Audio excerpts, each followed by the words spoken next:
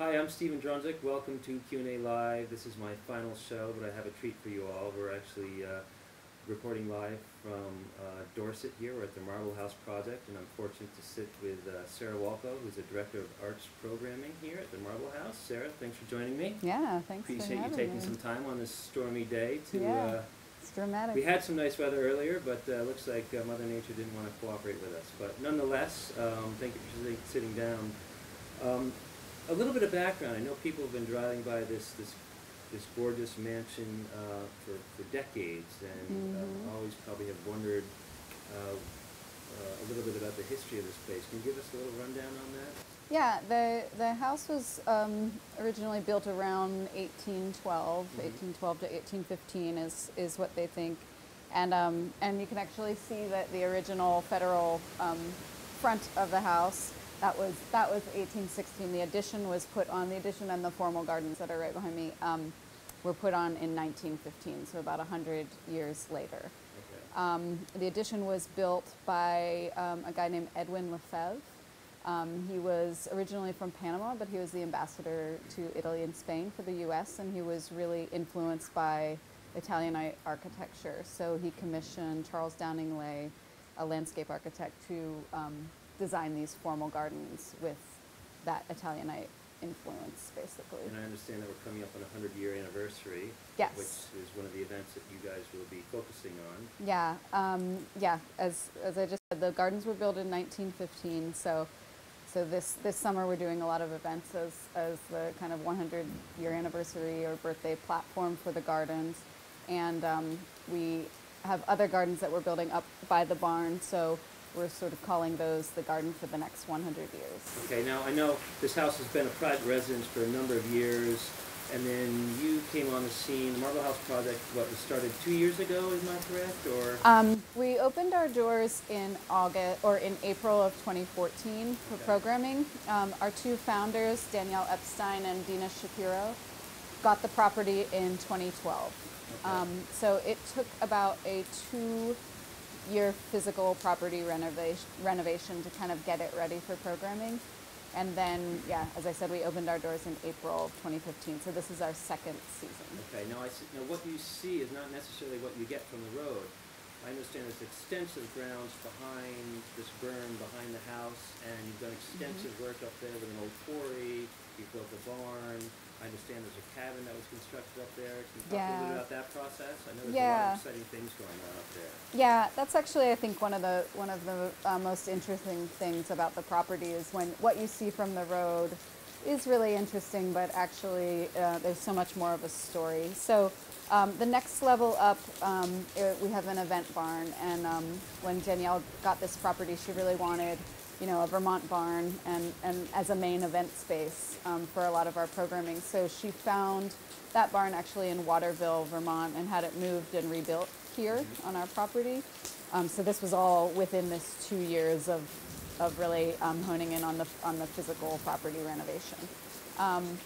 And then, yeah, cleaned up the original quarry up there as a swimming pool. And then last September, we had National Geographic come on our property and work with us with a show called Building Wild and build another cabin. So a lot of the idea of the way that the property and the landscape is constructed is the idea of starting in this very formal garden that's very culture-based. You go kind of a step up and you get to the food gardens and the barn, and it's much less formal and it's about community. And then you go a step further back to the original production quarry. We have a little issue with the weather right now. Yeah. It looks like we're about to suffer from a deluge here. Yeah, yeah. They have to cut it.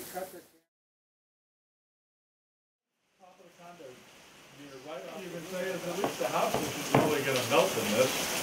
That's true. Well, actually, if it does It stop, takes a little water. it'll be nice because all the color comes out of the marble when it's wet. Yeah. So it looks really, it brings out all the greens and the tans. Well, then, I love the marble that was originally quarried from here, the brown marble. This is Danby. Right. This one is Danby. Did that Is this come from the Danby or quarry was right this back here? That was Proctor or Danby? What? Proctor or Danby? I was told Danby. So, I mean, it sounds like there's obviously a lot going on here with the construction. Now, you had mentioned a swimming pool, but actually it's an old quarry from which the stone that went into the construction of this house came from. I mean, obviously there's an ambitious project going on here. Let's talk a little bit about the founders, Dina Shapiro and Danielle Epstein. Tell me a little bit about how they decided upon this location in Vermont. I mean, I understand a lot of the attractions about coming here, and this estate is magnificent. A little bit of background as to their vision and how they arrived. Yeah, here. absolutely.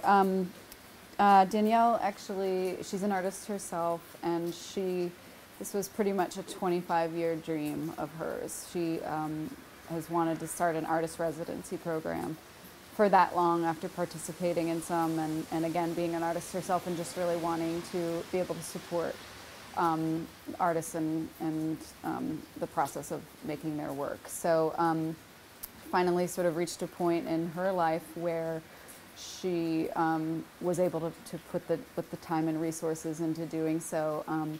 And then they settled on Vermont as a location, really fell in love with Vermont. We're looking all over and came across this property, which was on the market, and both of them are very much visionaries. They can look at something that needs a tremendous amount of work to put into it, and they can see kind of what it would look like in 2 years, and So they had the vision. They were just looking for the place. This wasn't a place, and they inserted the vision here. Well, I mean, I think, like with most ideas, your idea can sort of start some way, and then how it ends up. I mean, it's definitely this place has so much presence, and it's definitely worked with the vision and kind of led. But they did have the original vision of an artist residency program, and then there was all kinds of things about the property that really helped build it into what it is now, including all the grounds and having this focus on kind of conservation of natural resources and small-scale sustainable agriculture, small-scale food production too. So a lot of the idea and a lot of the sort of vision about the property is to start in this very sort of cultured formal gardens, and then you go one step back to the food gardens in the barn, which is a lot more informal and very community-based. And then you go one step back further, and you get to the old production quarry, which is now completely not in production, obviously, and it's overgrown by nature. And so this idea of starting kind of with culture, going into community, and eventually going completely back into nature and into the wild, and having that experience as you walk around the property. Is this something that's open to the public, or is this something that is part of the residence experience when you bring artists onto the property? It's both. Okay. Certainly when our residents are here, so we have 8 artists at a time for approximately 3-week sessions. So our season runs from May till the end of September. So we're hosting 56 artists this year in total. 56 artists, wow, okay. And I use the word artists really democratically. In a sense, it's visual artists, writers, choreographers, dancers, composers, musicians, across the board in any creative discipline. And so it's certainly here for them to experience and to get inspired by, and space for contemplation for the creation of their work. But then we have a lot of public programs. We open the property up for a lot of events, and we have a Tuesday night lecture performance series at 6 o'clock every Tuesday night that's completely free and open to the public. It's How a would different. I find out about these events? All on our website. Okay. A lot on a lot of the chamber websites too, Manchester and Dorset chamber websites, and we have our calendar events in print flyers, things like that are all around. So. And is there an application process, Yeah. or is this curated by someone like yourself, or by? We do invite and application, Okay. but we certainly we certainly open it up for application. So actually, this year which will be also on our website. So in October 1st of 2015, you can go on our website and the application will be online. Okay. And then the deadline's February 1st, 2016, and then we'll select all of our residents from that pool. And I understand, having a number that are doing performance art, is there an opportunity for the community to interact with these artists? Yeah, absolutely. That's why we pretty much conceived of the Tuesday lecture Okay. performance series, because we were really excited about the caliber of people that we are and that we're bringing here, and basically all the different kinds of projects that they do, and really want to support that. But then we realized that if we just have kind of closed residency sessions, that there's no way for the community to get to know them and see their work and be a part of their work.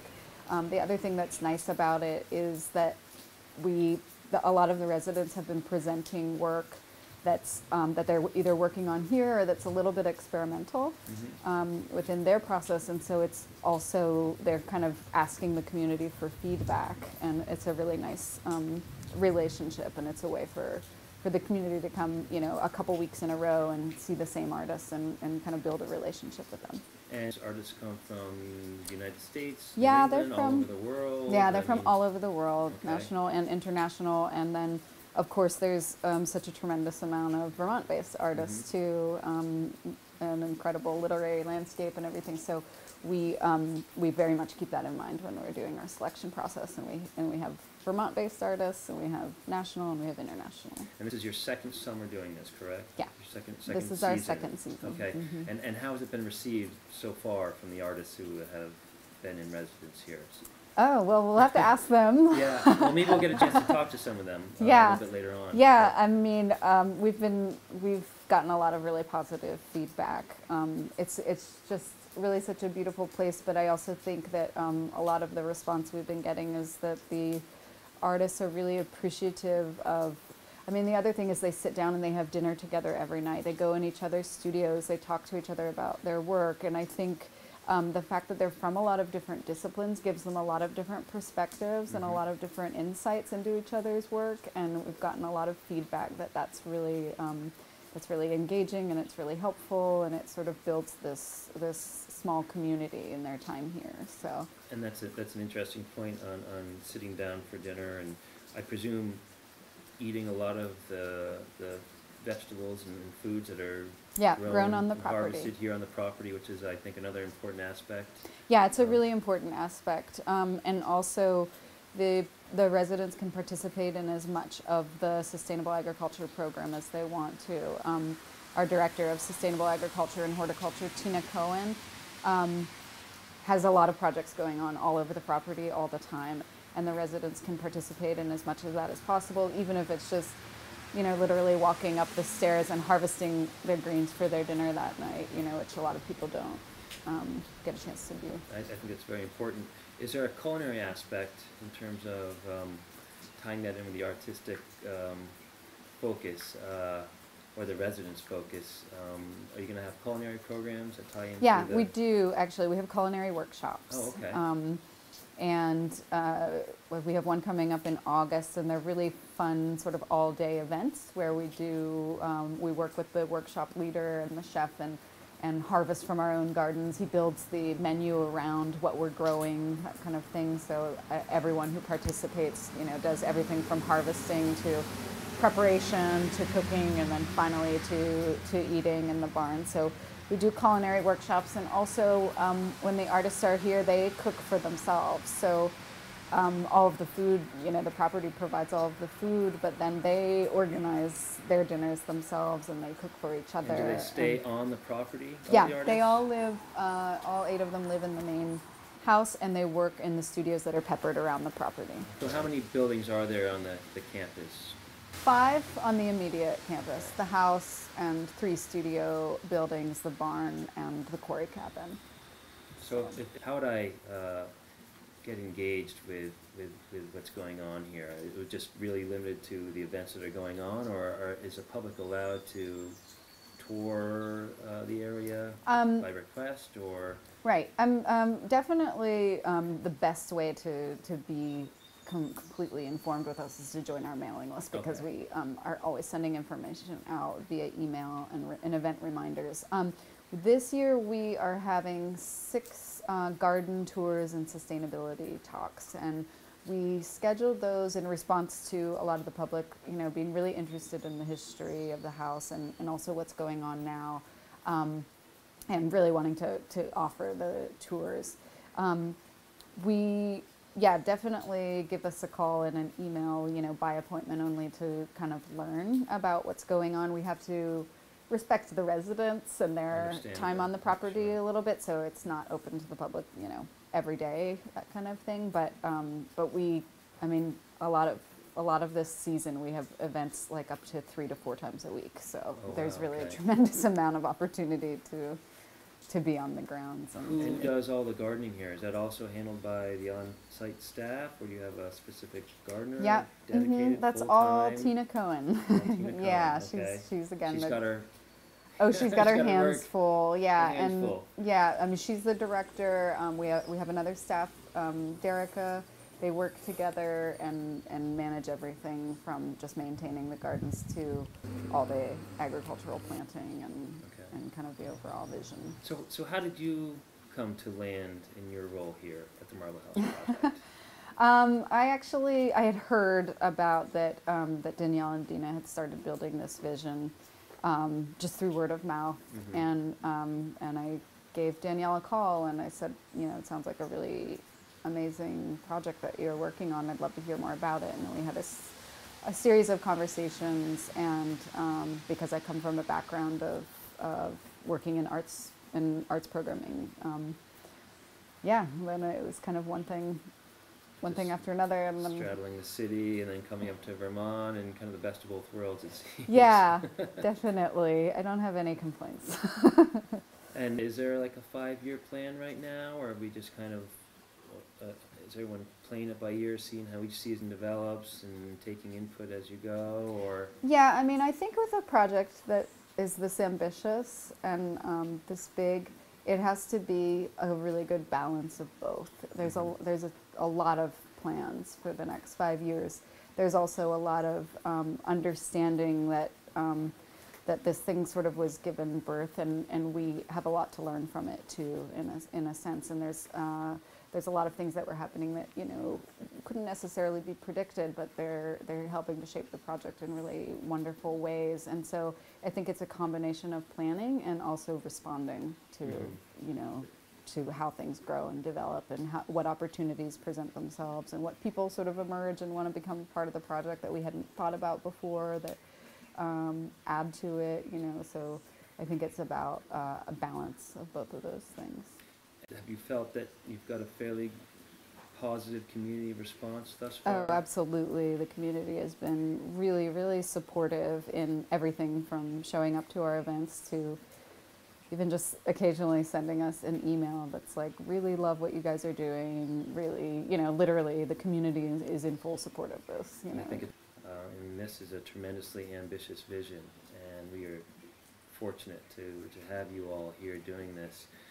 Maybe there's just a couple of key events you might want to touch on that are happening this summer, that are on the schedule, that our viewers might like to be aware of. Yeah, definitely. I mentioned our culinary workshop. That's August 22nd, and it's just really fun. It's a really fun all-day evening event that's completely family-friendly. Kids welcome, any levels of cooking skills welcome,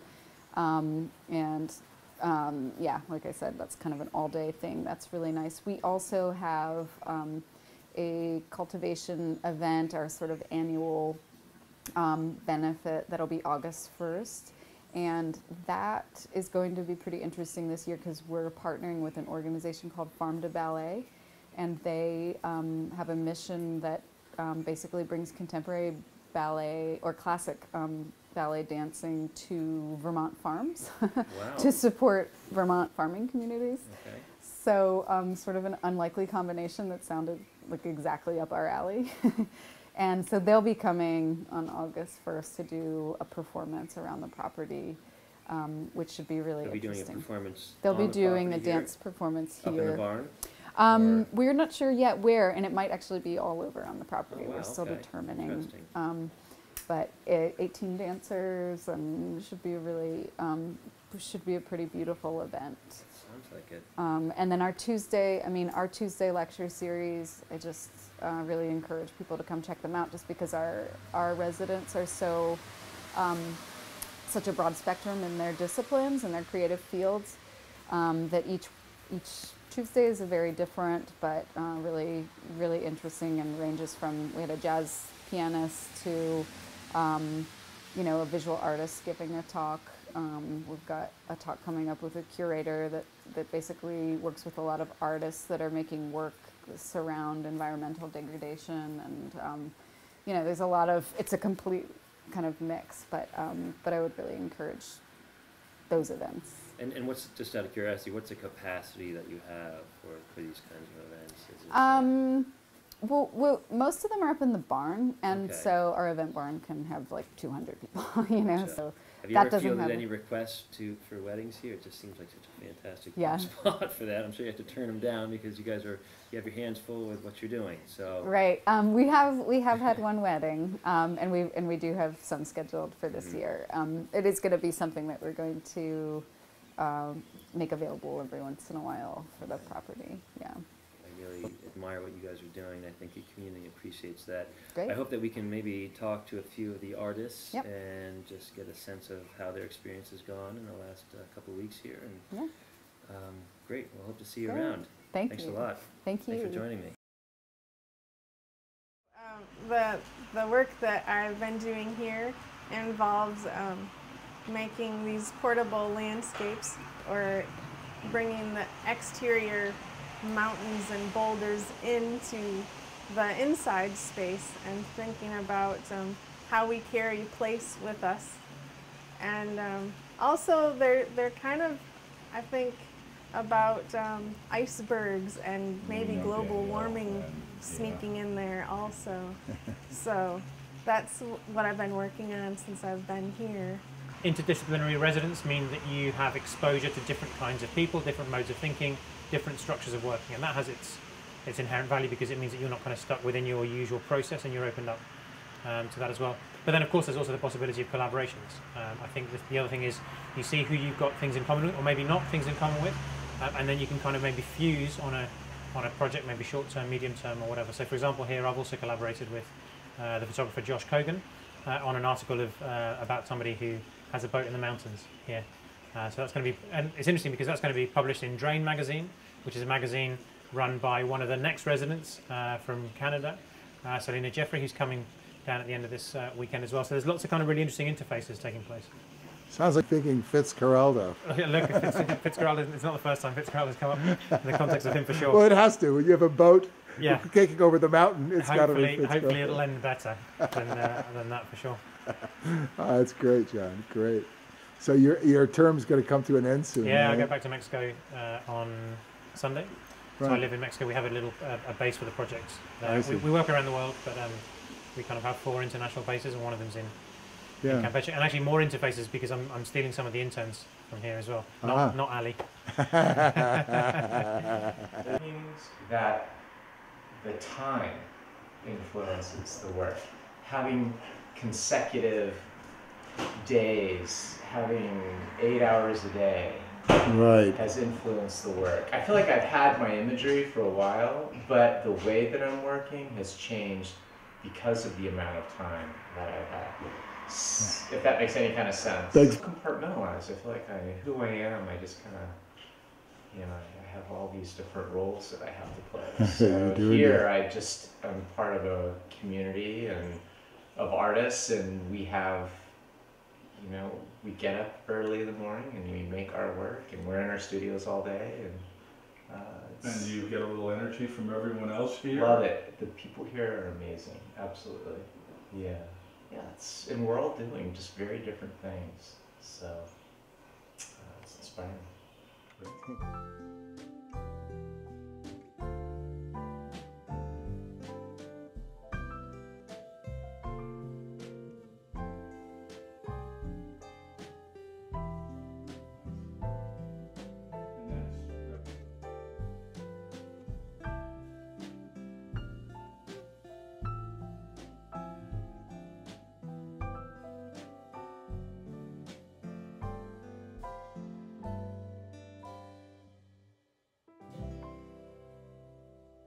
I guess we won't see you next time. This is my final show for Q&A Live, but stay tuned as we'll be announcing my successor here shortly.